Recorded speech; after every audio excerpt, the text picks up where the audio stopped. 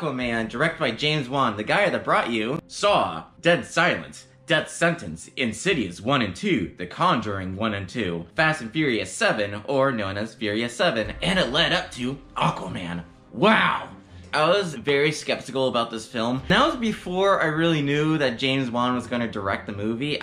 Why didn't I pay attention to something like that? Probably because of how shitty the DC movies were. I just didn't care anymore. After like all the shitty movies we've been given, people were just all of a sudden excited about Aquaman. Mostly because of Jason Momoa's abs. Yeah. Those abs. I have to say, this movie was really good. I would consider this as the second best DC movie since Wonder Woman. That's really saying a lot for like a character that was never set up before Justice League, which this movie should have came out before Justice League. There is a lot of films out there that's really known for not being aware of its own shittiness. James Wan, I believe that he purposely makes his movies where we know that the movie is aware that it's dumb. That's kind of the good thing about it, is that James Wan, he just wants to bring you a fun movie that doesn't piss the audience off. And I have to give him praise for that. I don't really care about the comic book character Aquaman. I never really did. Even when he was in Justice League, yeah, Jason Momoa is great, but I'd rather have Aquaman look like Aquaman, not like the whole spandex outfit. This looks nothing like Aquaman. This is Zack Snyder written all over it. That doesn't mean that Jason Momoa didn't kill it as Aquaman. He killed it as Aquaman. I mean, he was a badass. And what's so funny about this is that Jason Momoa's character, Aquaman, felt more human than Justice League. Justice League, it doesn't set up anybody. It just kind of throws all these characters in here. It's like, hey, look, there's Aquaman. Hey, look, there's Flash. Even though we didn't set up a film for them yet, we're just gonna throw them in anyway. Oh my god, the action in this movie. You can see almost everything in this movie. The first action they throw in you, it's like, it's literally a one-shot sequence. Like, the camera is just going around this room, up and down, left and right, and you can see everything. And you can get that Fast and Furious vibe because this was a director of the 7th Fast and Furious. So if you like Fast and Furious 7, then you will like Aquaman, because this movie has 5 times more of that. God damn, this fucking mask, I swear to God. Another way that the movie is not taking itself seriously is when there's like this huge dramatic moment, and then you can definitely tell when they're gonna drop a joke in there, and that's when the music stops. It's like, dude, this is perfect. There were some serious moments where I expected a joke to be thrown in there, and I was a bit disappointed. It's not a big deal. I kind of wish they threw more jokes in there. And I don't expect the movie to just be, you know, jokey, action all over the place. Maybe there's like some scenes where you're like, okay, if you're going to make a scene this dramatically cheesy, the least you could do is just throw in a joke in there.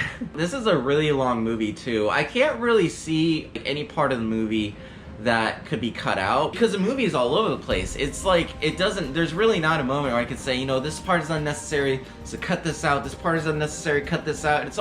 It's all very intriguing. It is a very beautiful looking movie. Like, damn, it just makes me wish that all the other DC movies were like this. James Wan is perfect for films like this. This is why we need a director like James Wan. I mean, you don't need a director to make a dark, serious movie every film he makes. Throw in some jokes in there, make it colorful. Just try to cater with the people who read the comics and people who don't read comics. The beginning of the film felt a bit rushed though. I felt like the setup of these characters were not properly delivered. I didn't really care too much about the characters, to be honest with you. It doesn't mean that they're bad, no. There's some great performances there. There weren't any characters that I hated. I did feel that there is just one character that wasn't fairly utilized. They had this huge setup in the beginning for him, and you expect him to be a huge part of the movie. In the end, he really wasn't. He does show up again, but he's not in there for that long. It just all kind of went by really fast. It took me half the movie to realize that Dolph Lundgren was in it. I was leaning over to my friend, I was like, dude,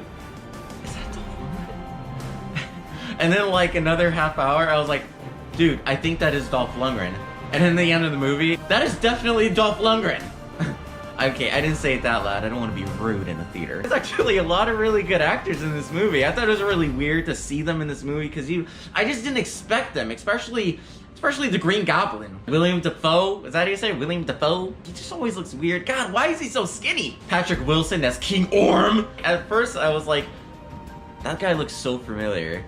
His eyes, his eyebrows, his perfect face.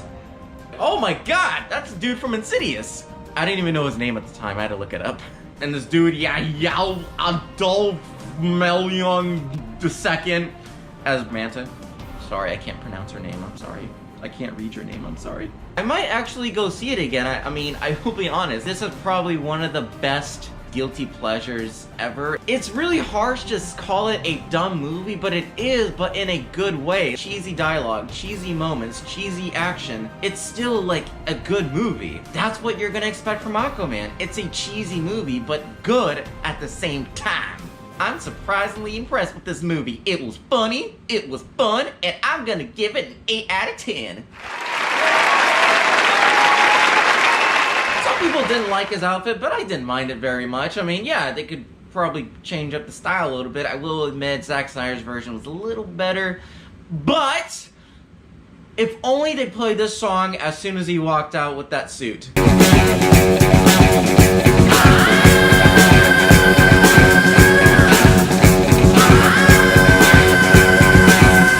Thank you so much for watching. I hope you liked this video, and if you do, go ahead and click the like button, subscribe if you haven't already, and I'll see you every time I see you.